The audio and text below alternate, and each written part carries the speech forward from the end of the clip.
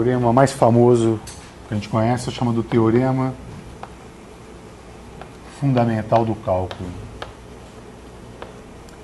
Então você tem lá uma integral de A até B, de df dx, dx. Como é que você interpreta essa quantidade que está aqui? Geometricamente falando, né? Isso aqui, eu posso ter a função f, x, de A até B. E aqui eu estou integrando a derivada, correto? Isso aqui, na verdade, seria o mesmo que integrar os diferenciais de df. Então, eu parto daqui. Aqui tem um diferencial.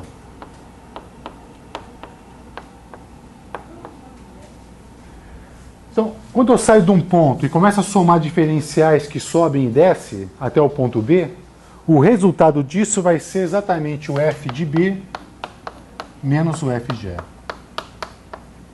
Então, isso é conhecido como o teorema fundamental do cálculo. O segundo teorema é o chamado teorema fundamental do gradiente. Então, 2, teorema que consiste em calcular esta integral, gradiente de φ escalar dv, de A até B. Isso aqui é exatamente igual à integral, se você aplicar a definição de gradiente, que está aqui, né? A gente está integrando essa quantidade aqui. Que tipo de integral é aquela, na verdade, hein? É uma integral de linha. Na verdade, eu deveria especificar o caminho na qual eu estou integrando. Mas sem especificar o caminho, integrar essa quantidade é a mesma coisa que integrar essa quantidade, o diferencial de φ, né? De A até B. Isso aqui vai ser igual a φb menos φa. Independente do caminho. Ah, então quando você integra campo vetorial, que é o gradiente de um campo escalar, essa integral não depende do caminho. Consequência disso, a integral num caminho fechado do gradiente de φ escalar dv, isso aqui dá quanto, então? Dá sempre zero. Todo campo vetorial que pode ser descrito como gradiente de um campo escalar tem um nome, né? Um campo conservativo. E, de fato, o trabalho realizado num campo conservativo é sempre zero. Todo campo, toda função, todo campo vetorial que pode ser escrito como o gradiente de um potencial, ele é um campo conservativo. F é um campo conservativo. Teorema da divergência. Que é o seguinte: imagine que eu tenha agora um campo vetorial e eu tenho um objeto, um certo volume, que é contornado por uma superfície S. Está aqui uma superfície S. E aqui está o campo vetorial. O campo vetorial é F. Então, primeira hipótese é a seguinte: o fluxo na superfície fechada S desse campo vetorial, leia-se, eu estou calculando um fluxo, não? Uma superfície fechada. Superfície fechada é limitada pela superfície S. Ela deve ser igual a uma somatória sobre K da integral de superfície de F dsk, onde o K vai de 1 até N. E, na verdade, o que eu estou fazendo ali é retalhando o meu volume em vários pedaços, N pedaços. Na verdade, isso aqui fica perfeitamente correto se eu escrever assim.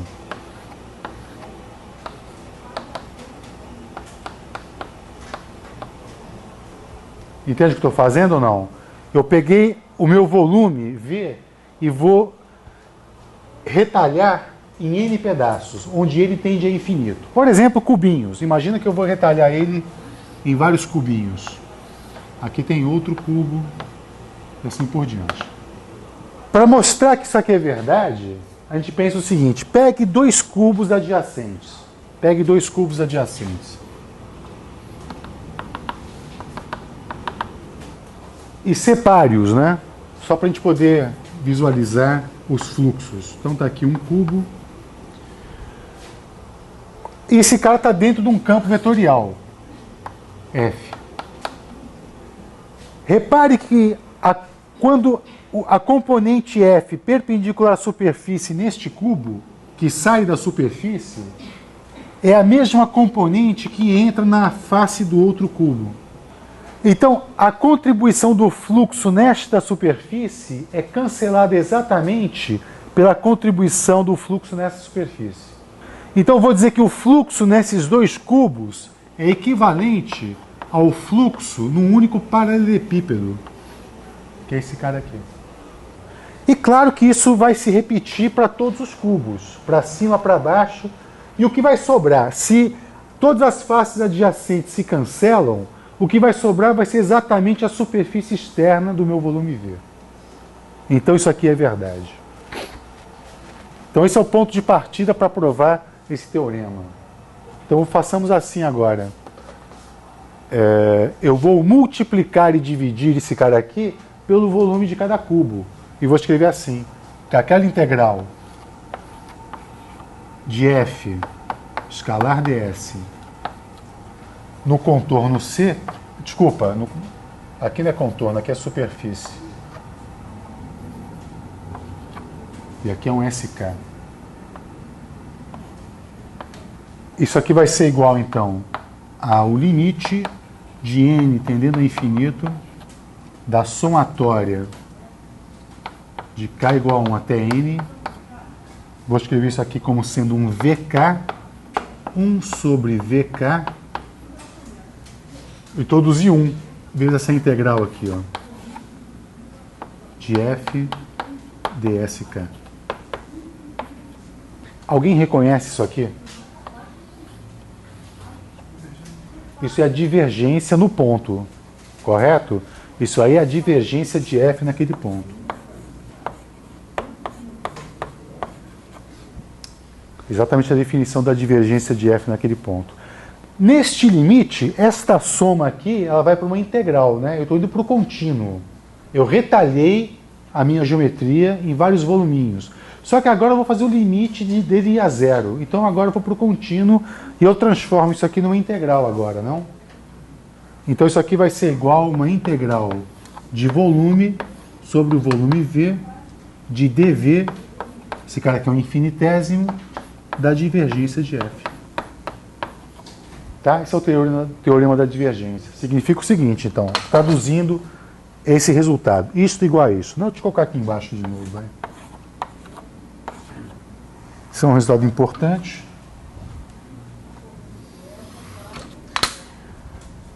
Calcular o fluxo nessa superfície toda, que é definido dessa forma aqui. Então eu tenho que saber quanto vale a função na superfície e fazer essa integral de superfície. Dá o mesmo resultado da gente calcular a integral de volume da divergência de F em todo esse volume. Você calcula a divergência de F em todos os pontos do espaço, contido nesse volume, aí faz essa integração. Isso aqui vai ser exatamente igual à integral do fluxo do campo F, naquela superfície externa S. É infinito, não é zero, aqui é infinito. Por fim, o último teorema, que nos interessa, claro, nesse capítulo 1, bom, teorema fundamental do rotacional. Então está aqui, a definição do rotacional de um campo vetorial num dado ponto é isso aqui. Então imagina que num dado espaço eu construa uma superfície aberta, tá? Cujo contorno é C. Então, a integral de linha do campo FDL em C, eu vou escrever como sendo uma soma de integrais de f dl k em ck, onde k é igual a 1 e até n. Na verdade, eu vou tomar o limite disso. O que está escrito ali é o seguinte, então. Realizar a integral de linha de f dl sobre c deve dar o mesmo resultado em você retalhar esse contorno, quer dizer, a superfície cujo contorno é c. Então você pega a superfície cujo contorno é c. Essa superfície pode não ser plana, tá? Aí você retalha ela. E você vai ter aqui dentro N caminhos fechados de contorno CK. Por exemplo, este caminho aqui.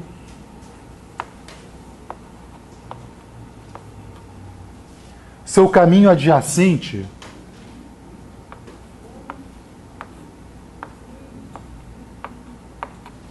é esse cara aqui. Então, vamos ver se essa hipótese aqui é razoável, né? Se você pegar dois caminhos adjacentes aqui, CK e CK1, por exemplo, e se você observar os contornos aqui,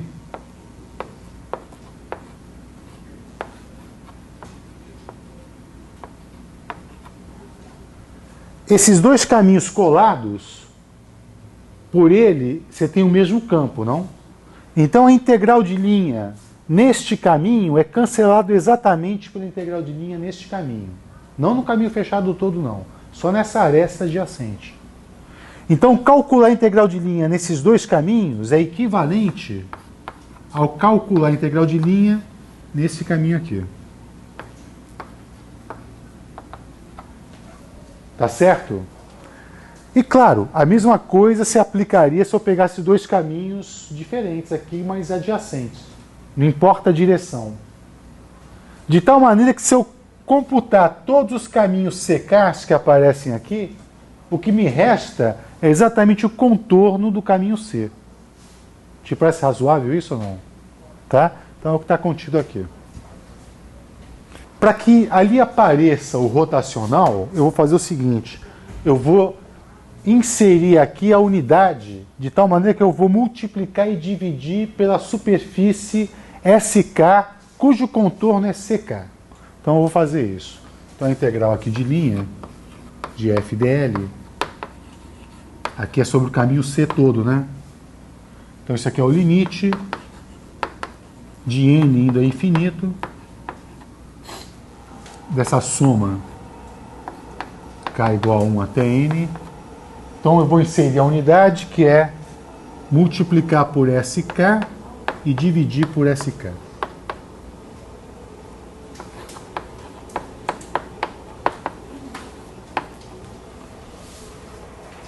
Tá? Nesse limite para n tendendo ao infinito, esse SK vai a zero, né? Então, esse cara aqui, você reconhece ele como sendo quem? A componente do rotacional na direção perpendicular à superfície. Né? Você está vendo que ele aparece um N escalar? Então, esse cara aqui é a componente do rotacional nessa direção aqui, ó, perpendicular à superfície. Então, isso aqui vai ser o N escalar hot de F. Tá bem? Então, reproduzindo aqui, eu vou ter que a integral de f dl em C. Então, isso aqui vai ser igual ao limite para n, número de partições, né, indo a infinito, da soma de k igual a 1 até n. Aqui aparece um SK, n chapéu. Leia, essa aqui é a normal, essa superfície aqui, tá? Escalar rotacional de F. Isso aqui é uma integral, isso aqui é uma soma de superfícies, não é verdade? Que neste limite aqui, essa soma vira um contínuo, ao invés de um discreto. E esse contínuo vai ser uma integral de superfície. Então isso aqui vai ser igual a uma integral de superfície aberta, S, de ds escalar rotacional. Aliás, esse ds aqui é isso, né? Vetor área. Na verdade, é o elemento de superfície ds e o vetor que aparece ali é o vetor normal, essa superfície. Entenda assim. Tá bem? Então isso aqui é igual ao integral de f dele. Como é que eu interpreto esse resultado? Dado um campo vetorial, calcular o fluxo numa superfície aberta S. O fluxo de quem? Do rotacional de F. Como é que eu calculo isso? Em cada ponto aqui eu tenho um rotacional de F, não? Então, obtenho o rotacional de F, faço o produto escalar com o elemento de superfície, que é aquele vetor normal à superfície, né? E somo sobre toda a superfície. É assim que eu calculo esse fluxo numa superfície aberta. Sim ou não? Por exemplo, pega um caso típico aqui, essa superfície aqui.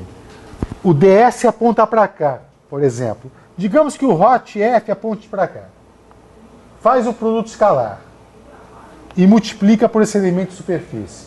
E faça isso para todo mundo aqui. E soma. Você vai ter o fluxo do rotacional de F na superfície aberta. Este resultado é o mesmo de calcular a integral de linha de F na borda da superfície. É muito mais fácil calcular isto do que isto. Concorda? Né?